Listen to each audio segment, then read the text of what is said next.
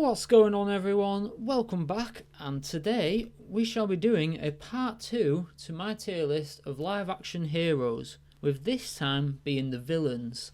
And for me, I think what makes a good villain is how they oppose the hero and how they challenge them. So that's how I'm going to be looking at these guys, because some may be cool looking and have an interesting concept, but at the same time they don't actually do anything and don't pose a real threat for our Autobots and Maximals.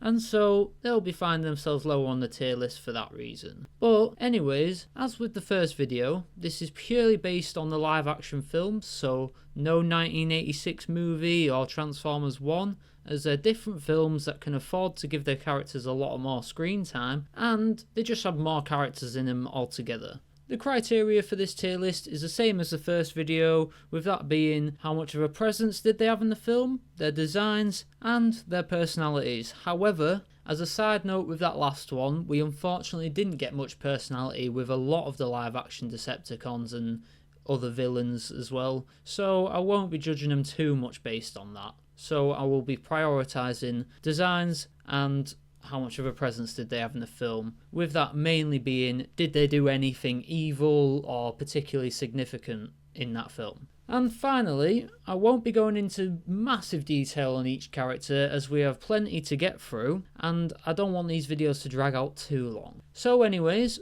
let's get into the tier list with our first entry, Megatron. And he definitely goes in S tier, without a shadow of a doubt. He was a massive threat throughout the entire series, especially in the first film, and he always gets a great design in each film. Starscream also goes in S tier for being an absolute menace in each film, and despite not many people liking his design, I personally absolutely love it, and I love his characters as a whole throughout the films. Up next is our first Transformer we ever saw in live action with Blackout. And I'm going to drop Blackout into A tier, as yeah, he was the first Transformer we ever saw, and yeah, he did have an epic scene at the beginning of the first movie. However, after that he was basically reduced to a background character with no fight scenes against any Autobots, apart from that 5-second scene with Ratchet and Ironhide. So due to that, he loses out on S tier, but A tier is still really good. Next up, we've got Brawl, and he has to go in S tier. I mean, this is what the Decepticons should have been like throughout all the movies, as it took all the Autobots teaming up to beat him, and even then he still got back up. His design is also one of the best designs, and he really embodied the role of a tanky villain, and for that reason, I think he deserves S tier. We have Barricade next, and for this guy, I'm gonna put him in B tier. You might think this is a bit harsh, and you wouldn't be entirely wrong. However, apart from that one fight with Bumblebee, he had next to zero presence in the rest of the films, and he basically did nothing. He's got a cool design, and being a reoccurring villain definitely gives him points. However, I don't think he deserves any higher than B tier. Moving on, we've got Bone Crusher, and he's going to join Barricade in B tier, as he has a very cool design, and he had a pretty cool fight with Optimus, but that was all he had going for him. His role was short, but he did leave an impact, so I think he goes in B tier, just behind Barricade. Next up, we've got Frenzy, and this guy was annoying in the film, but in a good way, as he constantly upset the hero's plans by either hacking into Air Force One or releasing Megatron himself, and he served his role perfectly as an infiltrator and spy, and so for that reason, I'm going to be putting him in A tier.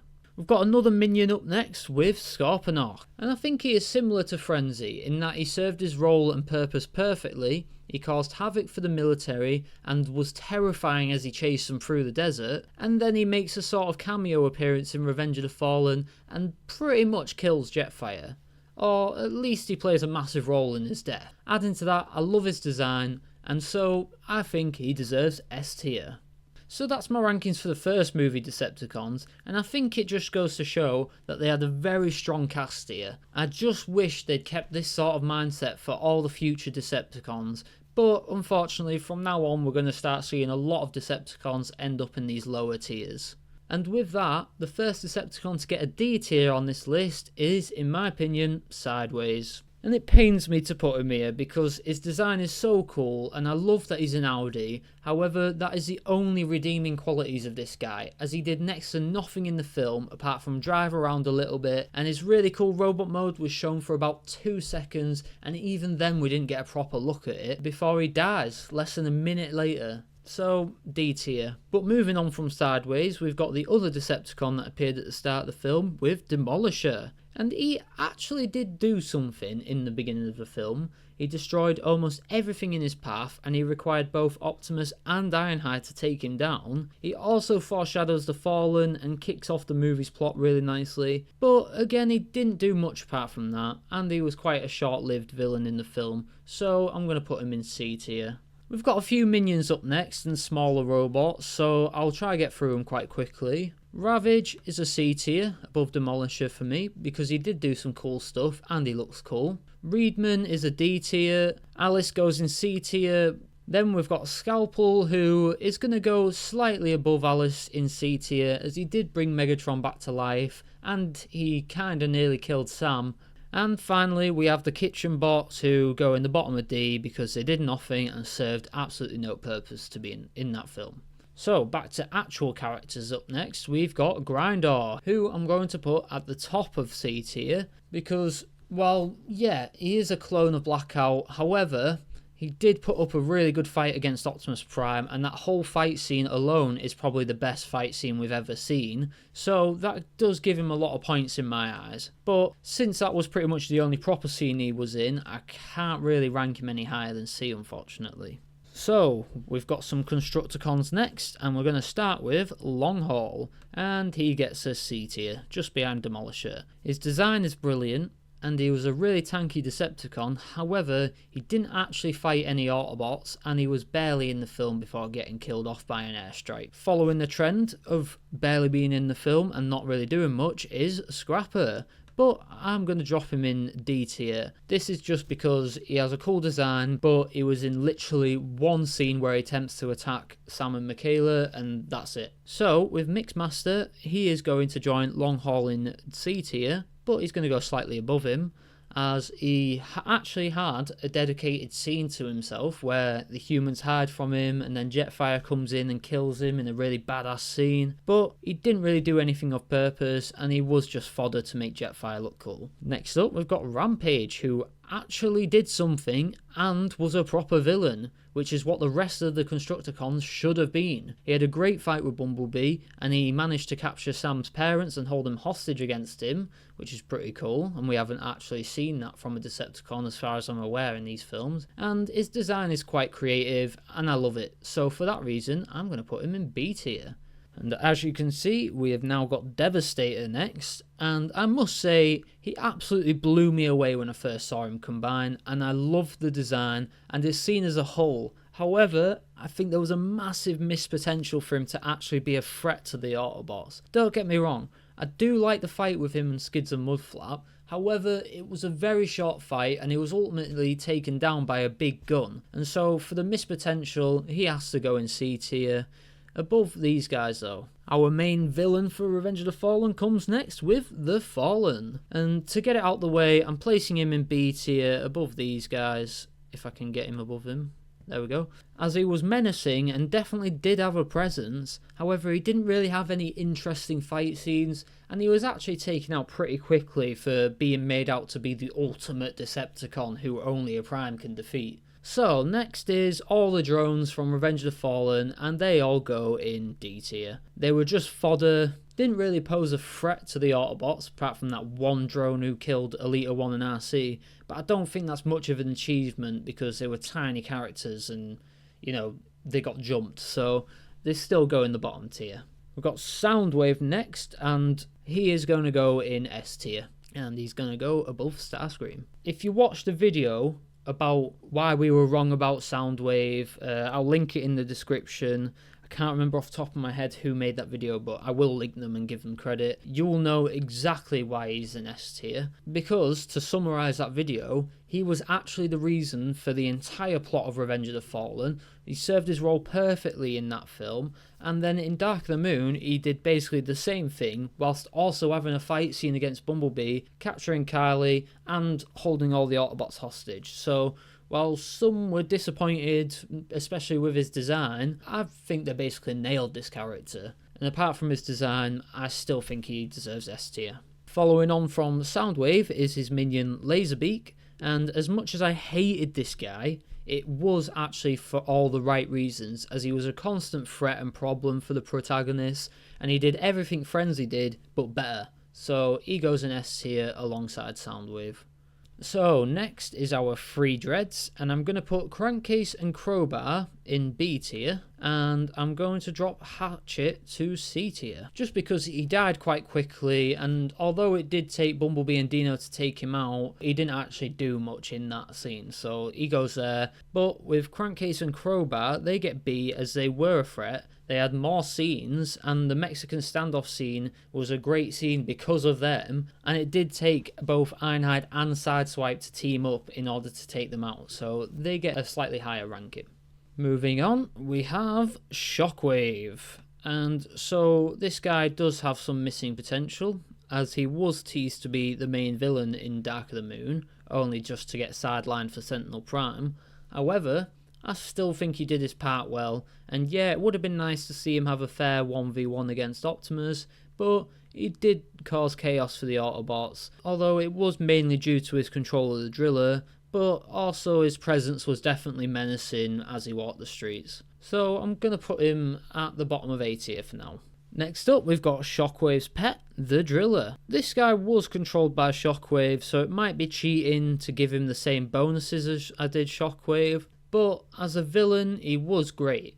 The way he tore through the building after Sam and Carly was terrifying, and the way he would appear out of nowhere also added to the fear of this giant snake/worm thing, as it could appear at any moment to wreck everyone's day. So I'm going to place him in A tier, slightly above Shockwave, because he did do all the dirty work for him. Next, we've got Devcon, who I'm sadly going to have to place in D tier, just because he was in the background of 2 short scenes and that was it. His design is incredible, but it would be unfair to put him any higher, as the other Decepticons had a little bit more going on with them than this guy. And now we have the absolute biggest traitor I've ever seen in film with Sentinel Prime. So yeah, I know he's not a Decepticon, he is technically an Autobot, but it felt wrong to put him in with the other Autobots on their tier list, as he didn't do anything heroic. And it felt weird to try and compare him to the other Autobots for that reason, and so he's going to go on this tier list, but he is actually going to go in S tier for being the most hated villain in the series due to being so good at his job. He killed our beloved Ironhide in the scummiest way,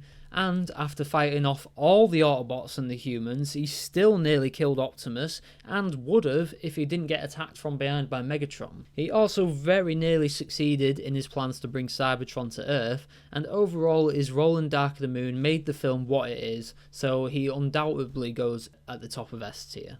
Next we've got Igor, or Igor, however you pronounce it, I don't know. He's obviously going to go in D tier, even below the kitchen bots, as he was just there. And yeah, so finishing off Dark of the Moon is the Decepticon drones from said film. I'm going to put them in C tier because they actually did something and had a purpose and a point to be in the film. And so, into Age of Extinction now, and surprisingly, there isn't too much to talk about here. I didn't go through and list each named KSI drone separately, as they all filled the same role, and they didn't do enough as individuals to warrant their own placement, so it's led to Age of Extinction only having 5 separate rankings, with 2 of them being drones. But anyways, first is Stinger, who I'm going to be placing in C tier. To be honest, he would have been in D tier if it wasn't for that fight against Bumblebee at the end of the film, as he basically did nothing the whole time except drive around and look cool. But because of that fight scene, it's more than I can say for the rest of these guys.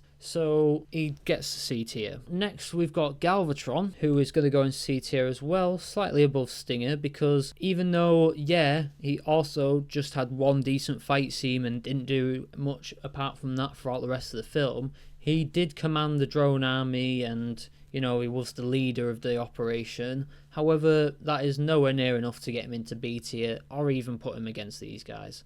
So in stark contrast to the previous two, we have got Lockdown, who is going to be going in S tier, slightly behind Sentinel Prime. He is the second best villain we ever got, in my opinion, as he was an absolute beast in Age of Extinction, and he was actually quite scary in some scenes.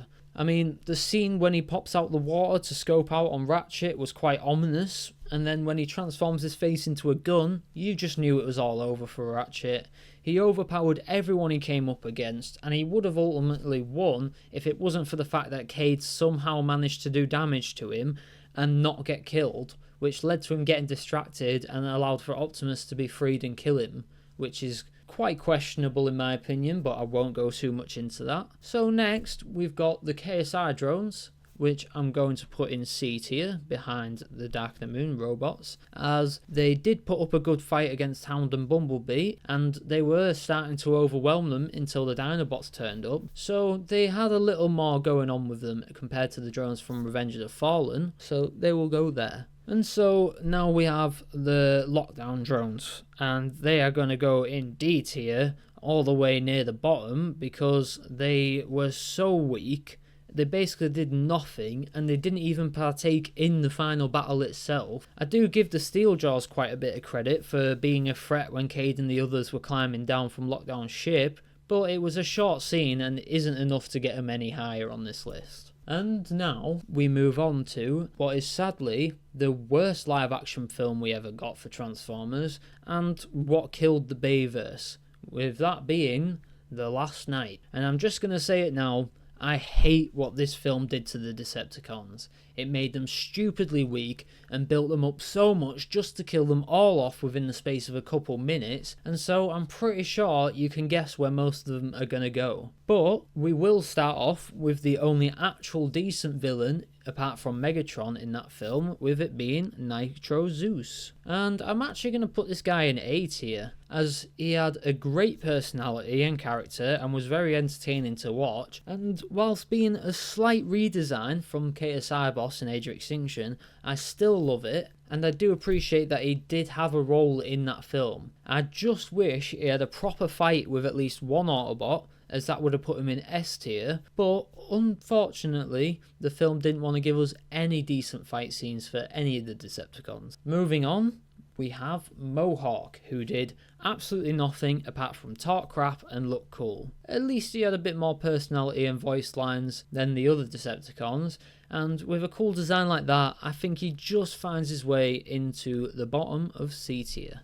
Right, so the rest of the Suicide Cons all go in D tier, and the one that pains me to do that the most is Onslaught. This guy is the leader of the Combaticons, which is one of many things the film should have expanded on with this guy. They also gave him a massive weapon called the Decapitator, which he didn't use once. Then they gave him a really cool looking alt mode, just for it to barely be in the film. And finally, they made this guy so tanky and massive, just for him to get taken out in 2 seconds, with Drift cutting off his leg like butter, and Crosshairs blasting him back into the wall with 2 submachine guns. I mean, this guy is way bigger and bulkier than Brawl, but somehow manages to go out quicker than even the smallest Decepticons.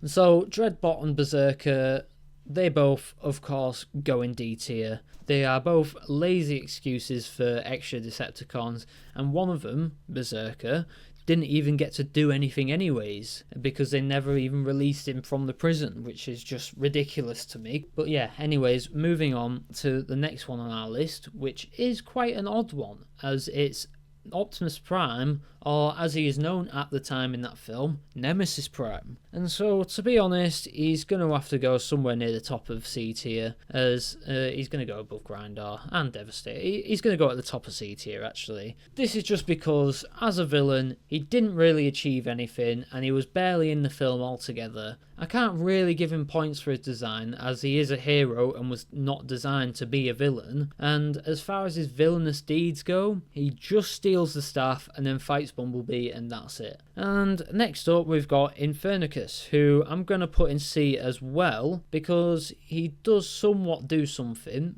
and he does look pretty menacing. However, he gets killed off way too easily for being such a brute.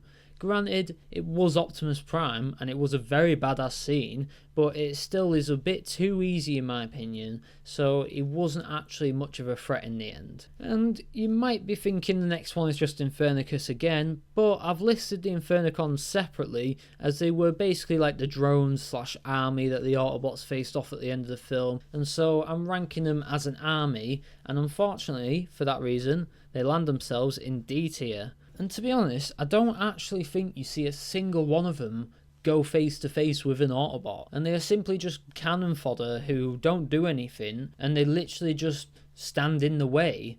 Our final Bayverse villain is next, and it is the very underwhelming Quintessa. And I can't say I'm too keen on her as a villain at all. Yeah, she turned Optimus Prime evil, and yeah, she did send Cybertron to Earth, but apart from that, she didn't really do that much. Like, she has these powers that seem very strong, but she doesn't actually use them apart from 2 times on Optimus, and she gets defeated very quickly by just one shot from Bumblebee, which, granted, it did seem like a play to make everyone think she died, but since we don't see her plans come to fruition, I've got to just rank her based on that film alone, which wasn't the best, so after all that, I'm putting her in C tier, and she's going to go above these guys, just beating out Galvatron and Grindr. Now we move into the new timeline with the Bumblebee movie Decepticons. They are actually going to go in B tier. This is because they actually seem like a threat, and they do manage to actually kill some Autobots, and they forced them all to leave Cybertron, and that whole scene in and of itself was amazing and really showed that the Decepticons were powerful and showed you why the Autobots lost that battle. So yeah, they definitely go in B tier for that reason. And from Cybertron to Earth now with Blitzwing. And despite not looking anything like Blitzwing from the cartoon, he was still a very decent villain with a really cool looking design, and he was a real threat for Bumblebee and very nearly killed him, with him even managing to take Bumblebee's voice out. So even though his scene is short, he definitely shows that this time the Decepticons are not to be messed with, and so I'm going to put him in A tier. Shatter and Dropkick are next, and they both easily go in S tier, and this is for several reasons. They actually have personalities and were each very tough to take down for Bumblebee. They have amazing designs with them both being triple changes, and they had a massive presence in the film obviously. These were great villains for the Bumblebee movie and great main villains for the new timeline altogether, and it's so good to see Decepticons being treated properly in live action again with these guys. And with that, we have finished Bumblebee and are now into our most recent live action film with Rise of the Beasts. And we're going to start off with Scourge, who also goes in S tier. This guy was an absolute killer in that film. I mean, he killed Apeling, Bumblebee, Airazor, and he kind of killed Mirage, but not really. He was also extremely strong, and it took a lot to take him down. And I know people say he wasn't as powerful at the end of the film compared to the start. However, I just want to point out that Optimus was in absolute rage mode by the end of their fight, and Scourge was distracted by this transwarp key, which led to him being taken out. But if it wasn't for that, and the fact that Bumblebee turned the tide of that battle, he probably would have won and killed everyone. As for Battletrap and Nightbird, I'm going to put them both in B tier, as they did get taken out very easily at the end, and they didn't really do too much in the film. But apart from that, they had great designs, they somewhat had personalities, and they did get some pretty cool fight scenes, so I think B tier is fair. We've got some drones to get through now, with the Scorponok drones, which I'm going to put in C tier for having cool designs. And I'm going to put the like Scourge's army sort of people just behind them. And then I'm going to put Frieza and Novocaine also in a C tier, just above the army, because they did have quite a scary and cool scene in the museum and in the underground cave catacomb thingy that Noah and Elena were in. But they did get taken out quite quickly, and they didn't really do too much apart from looking scary, so they go there. And so, finally, we have reached the final villain, and it is very fitting as we have Unicron. And this is one that is definitely going to find his way into S tier eventually. However, for now, and based purely on his appearance in Rise of the Beast, he's going to go in C tier. This is just because he wasn't in the film much and he didn't do a lot, but when he was in the film, it was epic and very terrifying, and I think they did a great job setting him up for the future. I remember seeing the opening to Rise of the Beast for the first time in IMAX, and I was genuinely terrified for the Maximals when it showed Unicron about to eat the planet. I just can't wait to see him get an entire film dedicated to him as the villain, and the potential here is massive. But with that, we have now reached the end of our live-action Transformers villains tier list, and I must say it's definitely full of very high highs and very low lows. Overall, I think the filmmakers did a fairly decent job bringing these guys into live action, and I can't wait to be able to add more to this list in the future. Make sure you comment your own ranking down below, as I'm interested to see how your list differs from mine and hear what your thoughts on my list are. If you like this video, please leave a like and subscribe to let me know so I can make more videos like this in the future. And with that, I want to thank you guys for watching, and I will see you later.